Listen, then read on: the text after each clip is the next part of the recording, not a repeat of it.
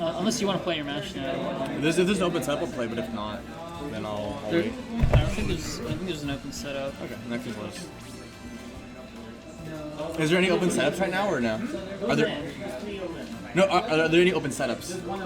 Oh, there's an open setup. I'll do mine then. Yeah, sounds good, dude. I'll be right back. All right. Yeah, for sure, dude. What do you want to Here we go. Do solo cast. I don't know. Could work. Whichever one's Ant's color. Ant is the Ant is port one. Ant's port one. All right, we're going right into Villager Ditto just as we wanted. What's up? Commentate. Are you gonna commentate? Oh, yeah, sick. Okay. I can be here by myself. Yeah. What's up, Cetrin? Alright, we're seeing one of the most fun dittos in the game. Oh, this is actually super fun. Probably way more fun for us than the players. Yeah, that's what the common consensus that I've heard is. Oh, it seems like PsydB is getting a lot of stray hits in. I feel like stray hit is the name of the game. Yeah.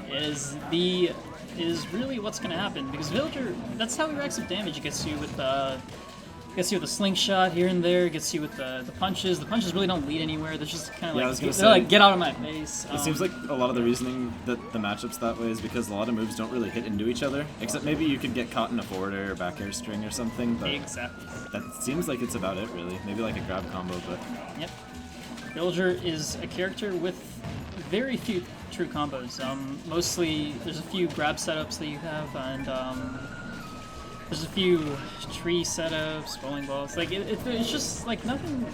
It's frame traps. Yeah, absolutely. Frame traps and basically just trapping is how Villager gets. Yeah, so gets kills. If you end up in like a good stage spot and have good stage control and time to set up your sort of things that you're mentioning, it seems like it's a very big advantage. Yeah, I mean, one thing that people like to say a lot, one common trope, if you call it that, in Smash, is that dittos are very momentum based. People say that a lot of the time. I do not think that's true for this matchup. Yeah, we're gonna have a back throw taking the first stock there off of Ant. What I do think is that rage plays a huge factor. A rage bowling ball will definitely will definitely hurt quite a bit. Yeah, because obviously we have to imagine the Villager's a pretty light character, so it's definitely gonna catch and really kill potentially. Yeah. The thing is, like, it's basically whoever spaces their moves well. Yeah, we'll start definitely. with it. If you start spacing, go ahead.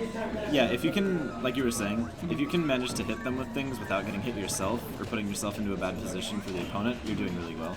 Yeah, as famous 64 and melee smasher Isaiah always said, don't get hit. Yeah. Don't get hit. And with a nice flurry of slingshots. So something I'm noticing that's really funny is how many times we've seen gyroid rockets, or the Lloyd rockets, I guess you'd call them, just crossing paths in the middle of the screen. I just think that's hilarious. Yeah, ships in the night. Exactly. And then this offstage game is really weird, to be honest. I mean, I'd expect these characters to have a very difficult time. Very clean back air, gonna take the first stock from PsydB though too. Yep. These characters are probably going to have a difficult time edgeguarding each other outside of Nair. Yeah. I think that's really...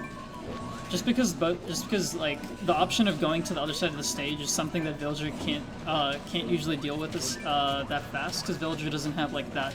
isn't really that fast of a character. Yeah, that makes a lot of sense. Like, you could maybe catch them with the slingshot, which I think would be super funny, but it doesn't seem like the sort of thing that's going to happen too frequently, really. Yeah, see, Villager does have the option to get out of the bowling ball setup at the ledge with the ability to kind of like angle in and then go back to the ledge. Yeah, I'm always impressed by like well-practiced villagers. They're really good at figuring out exactly what angle they need to go under the stage in order to grab ledge without getting hit. Yeah, they're also just generally really patient players. Yeah, exactly, which is always something you want to reward anyways. Ooh, yeah, and the tree's gonna catch that right there.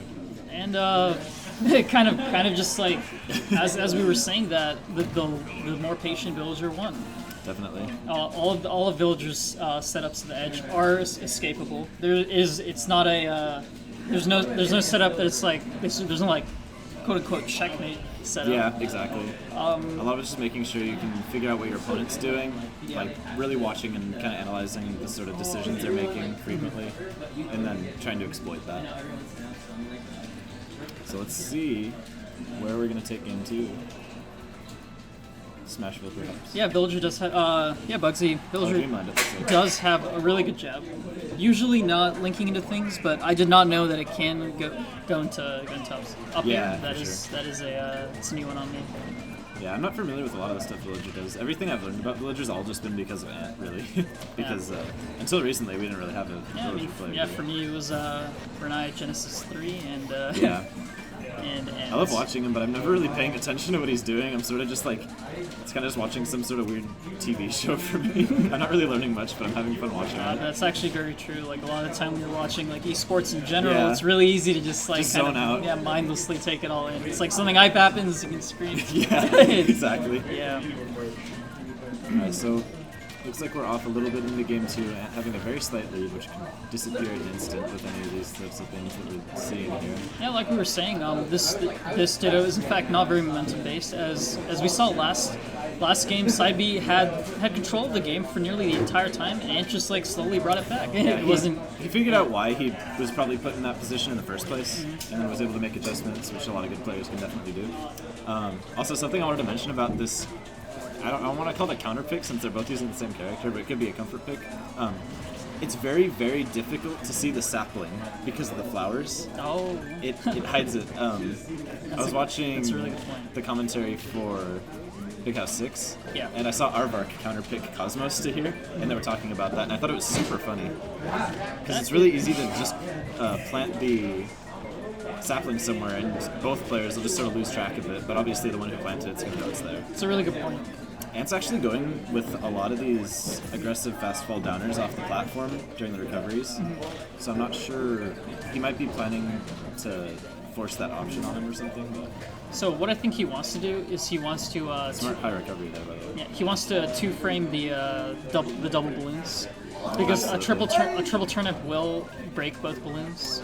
Not going to see a tech on that pocketed forward air.